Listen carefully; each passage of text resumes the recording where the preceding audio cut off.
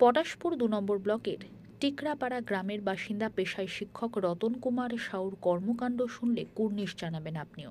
রতনবাবু পটাশপুর দক্ষিণ চক্রের বামুন বসান প্রাথমিক বিদ্যালয়ের শিক্ষক। শিক্ষাদানের পাশাপাশি শিক্ষা সামগ্রী বিতরণ করে থাকেন সারা বছর।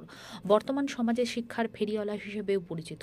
দরিদ্র পরিবার থেকে উঠে আসা এই মানুষটার ছোটবেলা থেকেই যেন সমাজ অন্তঃপ্রাণ। কেউ কষ্টে আছেন শুনলে মনটা কেঁদে ওঠে রতনবাবুর। তাই তো স্কুল ছুটির পর অবসর সময় নিজের একটি স্কুটি নিয়ে বেরিয়ে পড়েন সমাজ সেবার কাজে।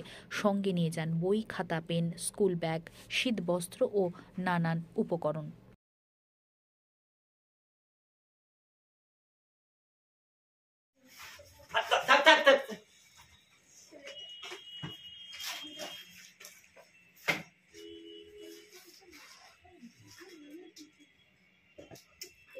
নতুন শিক্ষাবর্ষ 2025-এর বহু পরিবার রয়েছে, পিছিয়ে পড়া পরিবার, যাদের ছেলেমেয়েরা কিন্তু শিক্ষা দীক্ষায় অনেকটা এগিয়ে ভালো রেজাল্ট করে, কিন্তু তাদের শিক্ষা সামগ্রী, বই এবং আনুষঙ্গিক অন্যান্য জিনিসগুলো প্রয়োজন হয়।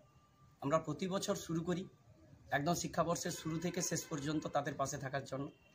আজকের দিনটি খুবই মহতী দিন, তাই মা লক্ষ্মীপ্রিয়া ডেভেলপমেন্ট সোসাইটি আজকের এই পিছিয়ে পড়া দুস্থ মেধাবী ছাত্রছাত্রীদের হাতে স্কুল ব্যাগ এবং স্বামী বিবেকানন্দের বিভিন্ন বাণী সংকলিত একটি বই, পেন, খাতা সহ অন্যান্য সামগ্রী তাদের ভালোবাসার উপহার হিসাবে, আশীর্বাদ হিসাবে তুলে দিলাম।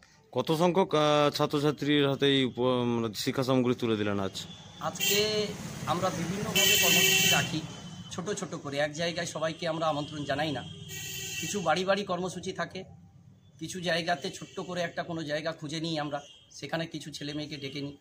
আজকে এখানে প্রায় 10-12 জন রয়েছে, সেই 10-12 জন ছাত্রছাত্রীর হাতে আজকের এই শিক্ষা সামগ্রী তুলে দিলাম। মানে মূল উদ্দেশ্যটা আপনার কি রয়েছে এই শিক্ষা সামগ্রী? উদ্দেশ্য হচ্ছে জীবনের সংগ্রামে আজকের যে জায়গাতে এসছি, আমি একটা জিনিস বুঝতে পেরেছি যে শিক্ষার আলোই একমাত্র মানুষকে সঠিক পথ দেখাবে।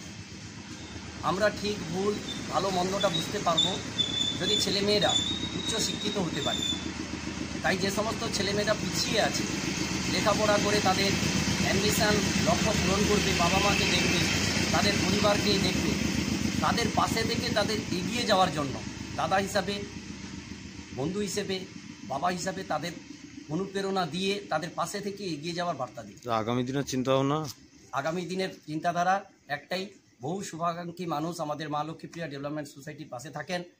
তাদের সহযোগিতা, আশীর্বাদ, ভালোবাসাকে পাথেয় করে আমাদের শুধু যে পূর্ব মেদিনীপুর জেলা নয়, পশ্চিমবঙ্গের প্রতিটি জেলাতে আমাদের কর্মসূচি এগিয়ে যেতে পারে, সেই ইচ্ছাটাই আমাদের রয়েছে। 2025-এ কতজন ছাত্রছাত্রীকে টোটাল বই দিচ্ছে?